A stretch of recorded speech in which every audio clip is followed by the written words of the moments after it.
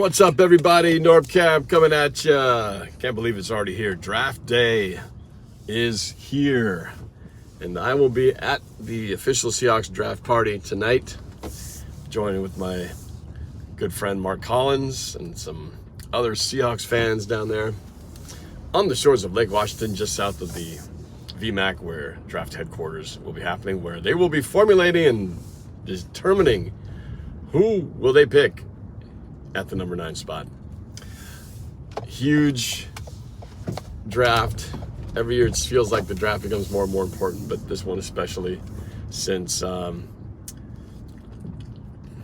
got so many holes to fill. What's up, Jerome? So I'm pretty stoked. It's been a pretty crazy last few weeks, and it's gonna be crazier for me just with so much going on, doing a lot of travel with work and volleyball tournaments and whatnot. So it's I feel like I've been living out of a suitcase lately, but I'm staying here tonight to be part of the draft, and this is going to be we're picking somebody in the first round. They may trade back if they find a trading partner, but I'd like to hope that they'll pick up somebody at number 9. It makes sense. They could go cornerback.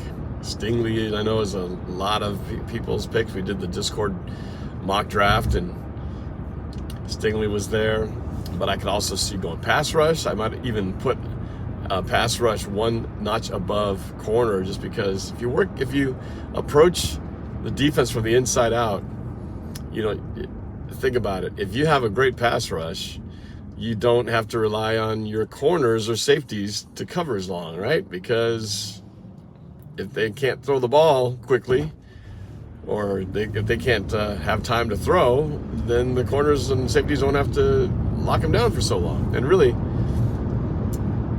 at some point, if you don't get pressure on the quarterback, even the greatest cover corner in the world is not going to be able to lock them down forever. They're eventually going to break free. So you got to get pressure on the quarterback. So that's why I feel like I would prefer to see an edge rush pickup before other defensive positions. That's just my opinion. So we'll see. It's going to be pretty wild. But make sure you tune in. I will be live streaming, probably not the entire event, because I want to go around and do some interviews with folks and who are there and get people's reactions, takes on the Hawks. But I will definitely be streaming in the minutes right before they pick at 9. And of course, if any trade things happen, I'm sure they won't move up. I can't see that happening. But if they do end up moving back and turning that into a couple of extra picks in the first round, possibly, well, we'll stream that too. So we'll be bringing the reaction to you from the Seahawks draft party. I don't know if they have a camera there. Oftentimes they'll have a camera, and each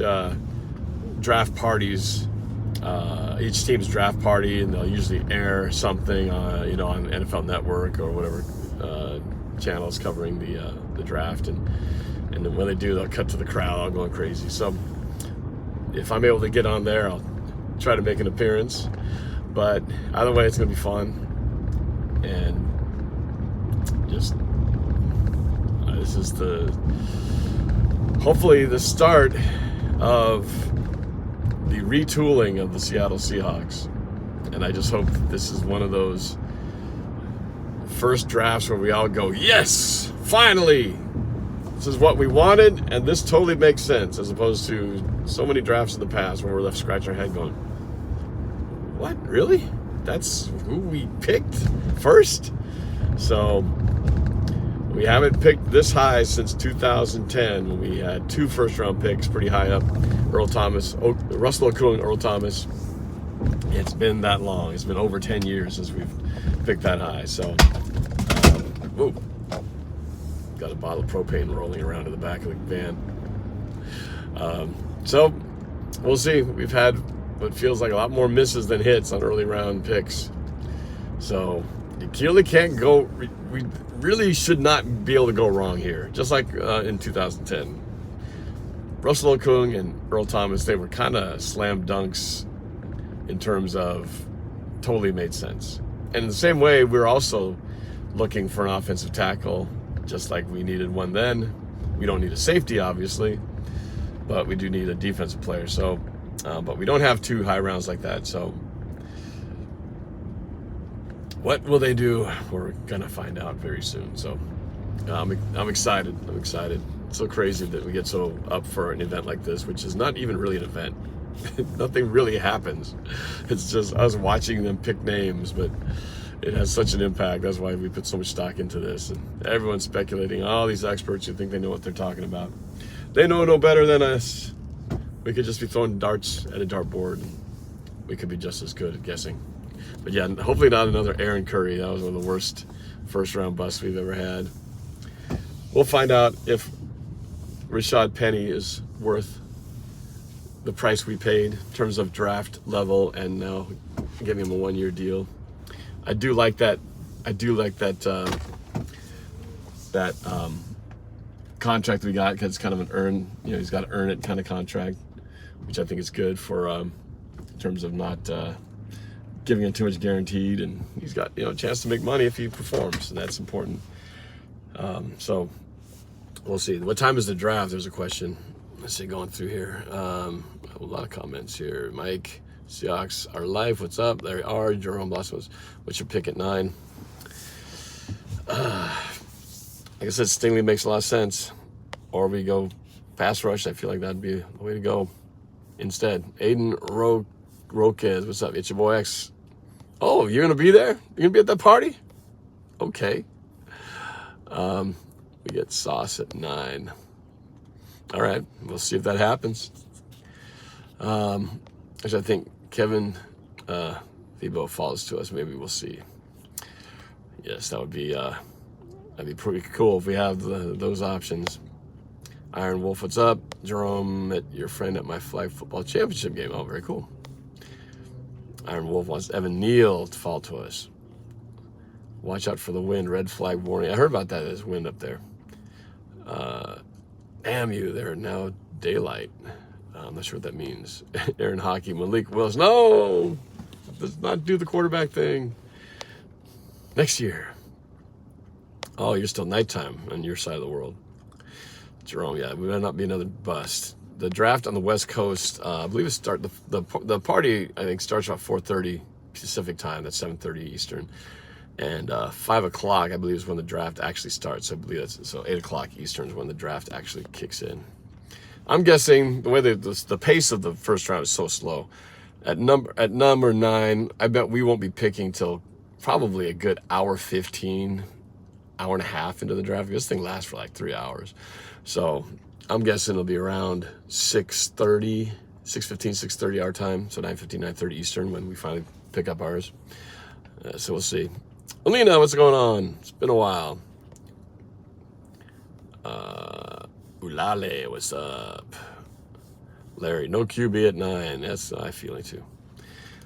Who's my QB next year? I don't know. I got to do a little more looking into it and see.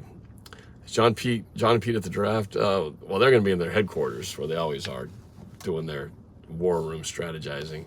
Hello, buddy. Oh, we got a Bang Bang Niner gang guy in here.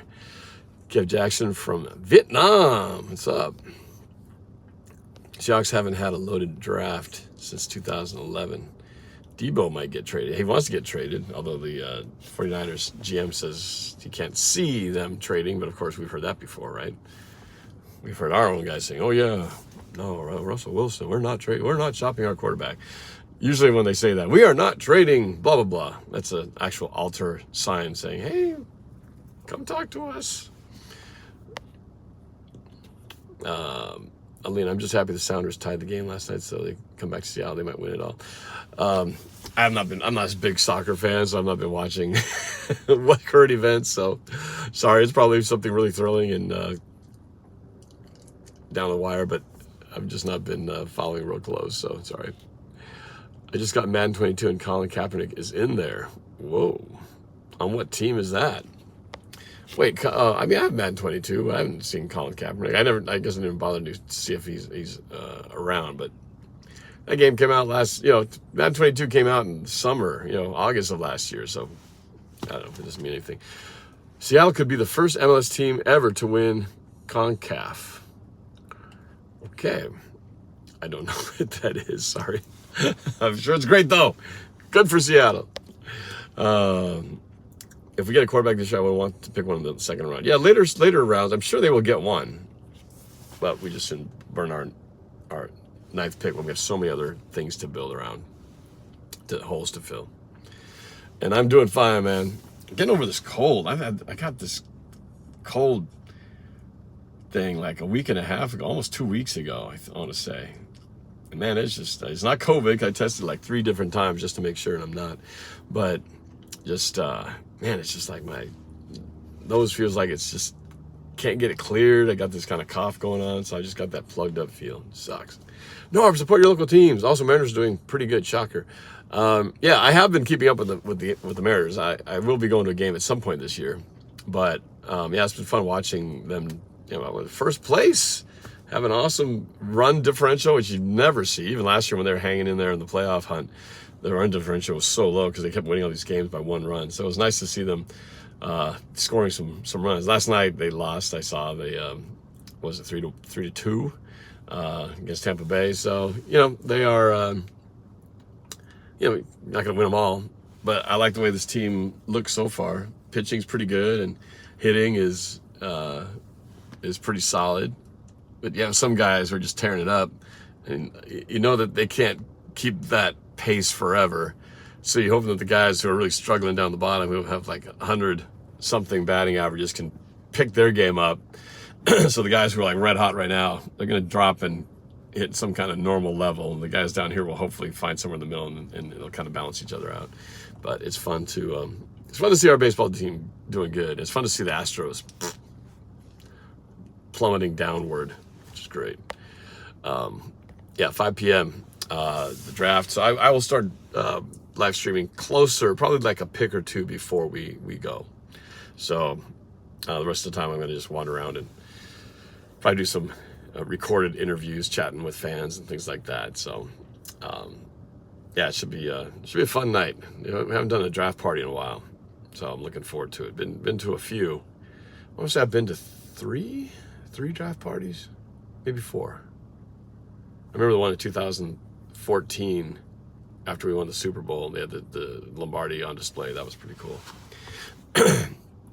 But yeah, I went to that one. That was at the at the time Century Link Event Center, and then I went to another one that they had on a different year, same place, and then they had one over at Bellevue and in this sports bar, Earl's, I believe it was called, and then I haven't really been to one since. So it feels like it's been some time. So this will be fun going down to the hotel. It's the Hyatt Hotel on the south side of Lake Washington. I've been there a couple times. In fact, when I did if you ever see my open and I have, you know, DK Metcalf on there, it was actually in the lobby of that hotel where I met DK Metcalf. I did an interview with John Ursua. That was pretty cool. Yeah, I was there with my friend Haggy from Germany. He had the hookup with Mr. Ursua, so went in there and got a chance to interview him, and then DK was walking by. That was his rookie season. So that was pretty cool. All right, so I'll see you guys tonight. So make sure you drop by.